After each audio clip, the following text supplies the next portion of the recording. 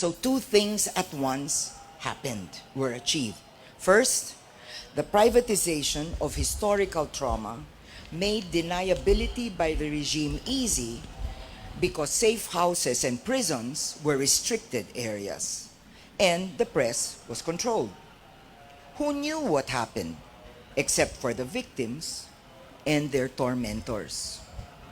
Second, since, according to the dictatorship, only communists, their sympathizers, and destabilizers were jailed, the selectivity of martial law victims meant that ordinary, peace-loving citizens could expect to remain outside prison even though, in essence, they were not free. Because the trauma of martial law was both structural and historical, therefore, one could have lived during the period without feeling like a victim, structural trauma, while those against whom the dictatorship unleashed its repressive force bore the brunt of suffering, historical trauma. The result is what we see today: divided or conflicting social memories between those who experienced two kinds of trauma. But here's my question. Is the past real only if you experienced it? Must it be personal to have impact on you? And is history any less important because it did not affect you, or did not directly affect you, or your family, your friends, or your community? The answer to all these questions is, of course, no. I was not around when Magellan arrived, but I understand the significance of his expedition. Besides, our history has shown again and again that our people cannot live in a freedomless condition for long.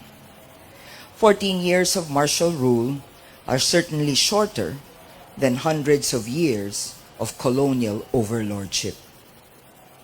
Our mistake these past 50 years has been one of omission.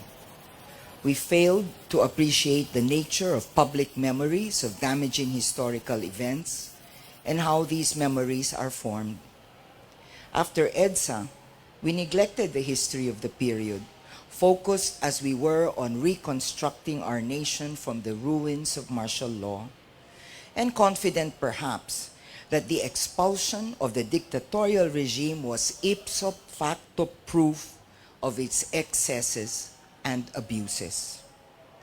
We did not share stories about martial law in our textbooks and in various circles of our social lives, and in ways that connect with people of all ages and groups. As false stories about martial law were stealthily creeping around us, we allowed them to take root, not just in schools, but in the public imagination.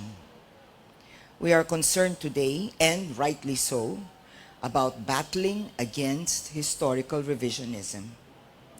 But we must go beyond the facts and teach historical empathy, which is not a sentiment, but an ability, a learned ability to understand events, historical actors, and motives using credible historical evidence.